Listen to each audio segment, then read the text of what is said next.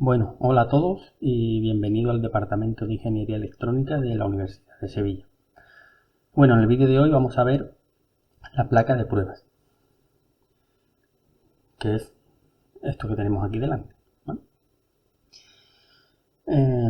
Lo primero sería ver para qué sirve la placa de pruebas. Sirve para montar circuitos electrónicos y analizarlos antes de mandarlo a la fabricación para PCB. Bueno, en primer lugar, vemos que la placa de prueba tiene un montón de orificios. Vemos aquí dos matrices, una aquí y otra aquí, de un montón de orificios. Serían 5 columnas y 63 filas, ¿no? Bueno, pues estas dos matrices son independientes entre sí y ya veremos de lo que estamos hablando. Y tenemos otras 4 filas, 2 a la izquierda y otras 2 a la derecha. Bien, ¿cómo están interconectados esos agujeritos entre sí para que sean considerados un nodo? Pues tienen que estar unidos eléctricamente para que sea un nodo.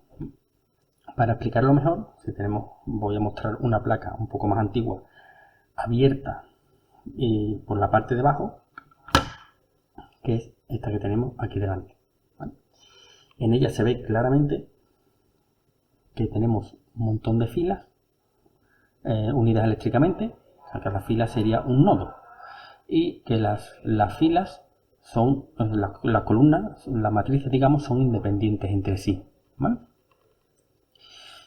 Bueno, pues según esto que acabamos de ver, tendríamos que cada 5 puntitos de una fila están unidos entre ellos y que esos son independientes del de abajo, independientes del de abajo. O sea, las filas son independientes entre ellas. Y las dos matrices son independientes. Ahora bien, las líneas de los extremos son 4 líneas, desde arriba hasta abajo. Y cada línea es un nodo, ¿no? Eso significa que a mí me daría lo mismo pinchar un componente en este agujerito primero que en este último, ¿vale? Sería el mismo nodo, o aquí un intermedio.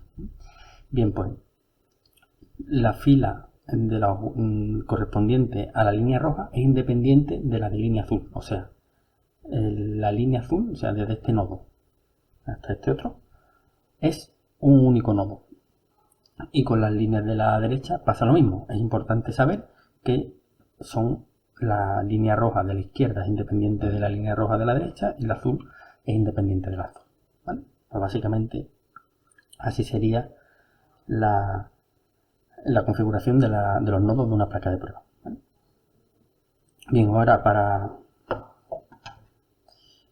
¿cómo sería entonces el montaje de unas resistencias, por ejemplo, en paralelo? Las resistencias en paralelo tendríamos por aquí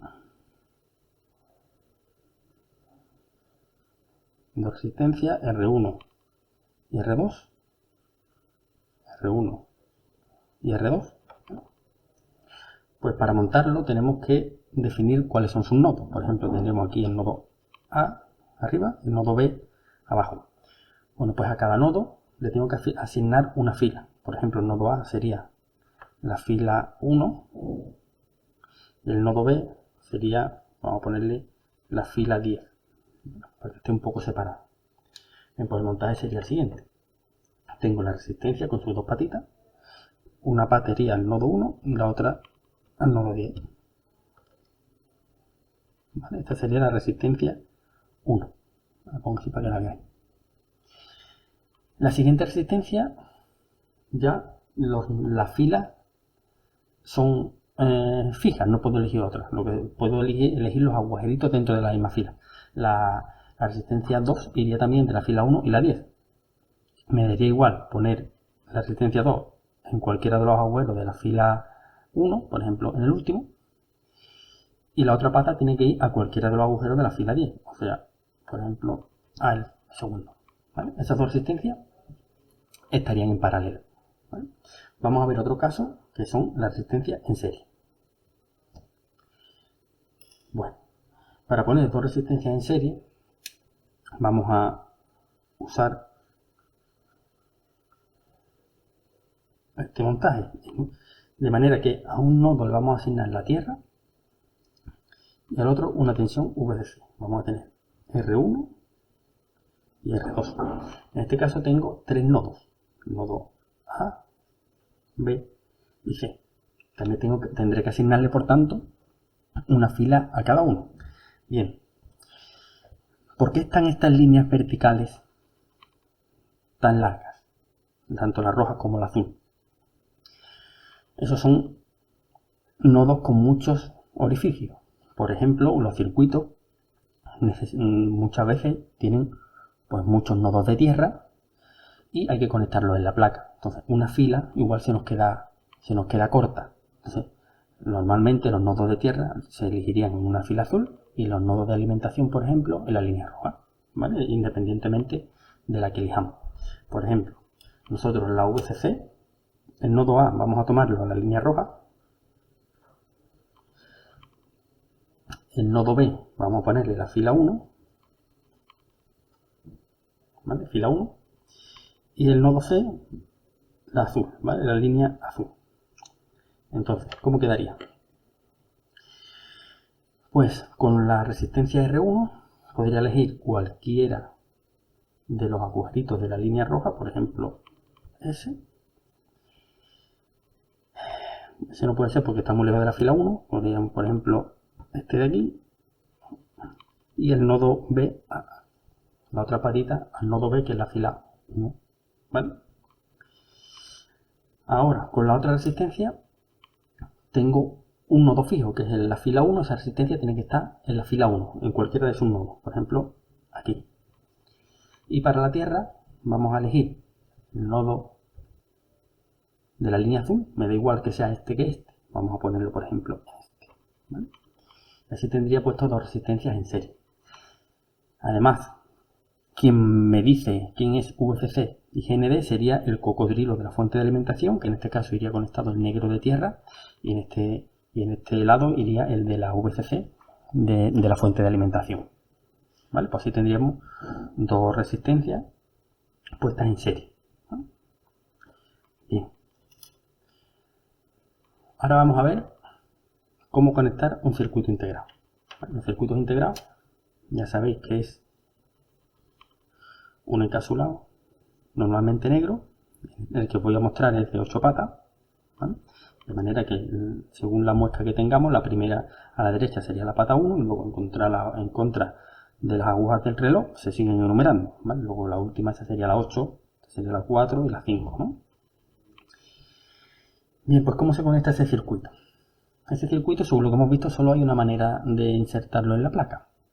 Primero voy a decir dos que no son. Por ejemplo, así no se conectaría, ¿vale?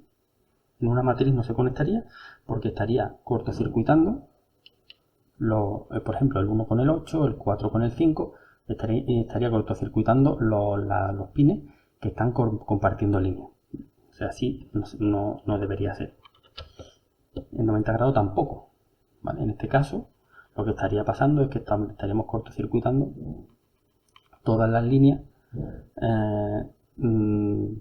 todos los pines que comparten fila. En este caso serían el 8 con el 5, el 8, el 1, 2, 3, 4 por un lado, 5, 6, 7, 8 por el otro, ¿vale? Así tampoco.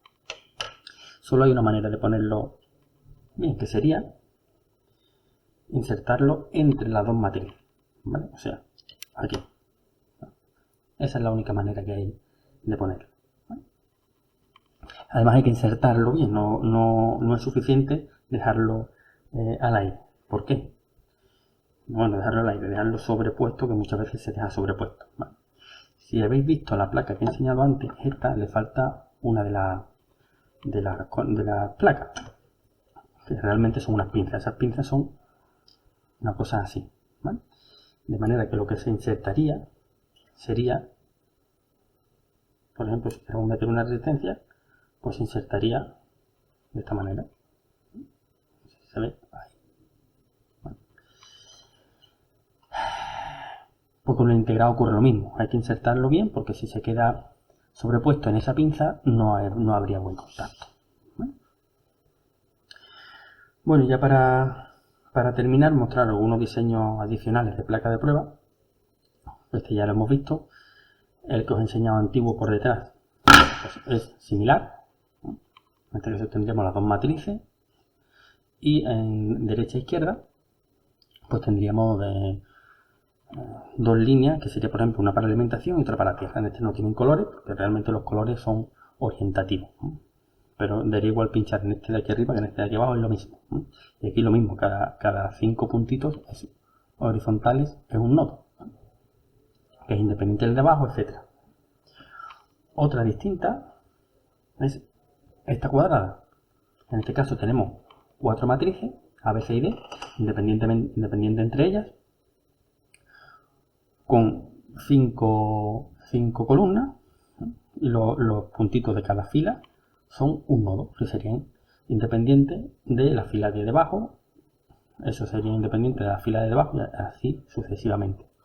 Y en este caso tenemos 4 líneas en los contornos. Cada línea es un nodo, o sea, toda esta línea superior es un nodo, toda esta línea inferior es un nodo lateral, la inferior también y la de la izquierda. ¿Vale? Y ya por último comentar que si el circuito es muy grande, podemos conectar dos placas entre ellas. Por ejemplo, veis que tiene aquí unos salientes y aquí unos entrantes. Entonces simplemente para, si tenemos dos placas, pues conectarlas entre ellas. ¿Vale? Si el circuito es muy grande, pues conectamos las dos placas. Simplemente un ensamblaje. Bueno, y con esto terminamos el vídeo de la placa de prueba.